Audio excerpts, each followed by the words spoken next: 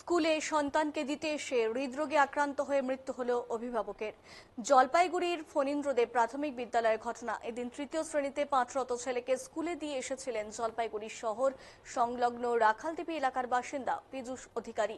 ছেলেকে দিয়ে পাশের চায়ের দোকানে চা খেতে গিয়ে হৃদরোগে আক্রান্ত হন। আশপাশে লোকজন ছুটে আসেন, মেডিকেল কলেজে নিয়ে যাওয়ার পথেই মৃত্যু হয়। ঘটনায় শোকের ছায়া নেমে এসেছে এলাকায়।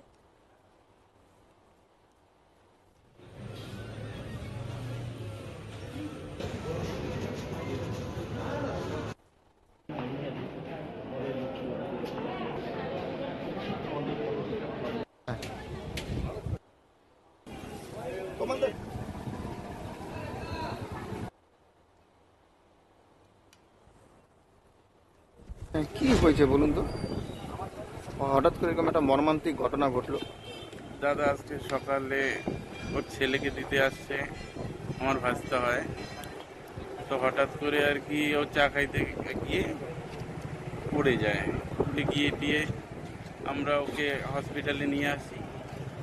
এখানে ডাক্তার বলে দিয়েছে ও এক্সপায়ার করে গেছে। আচ্ছা, কি হয়েছিল? মানে উনি কি প্রতিদিনই আসেন? না না না, প্রতিদিন আসে না।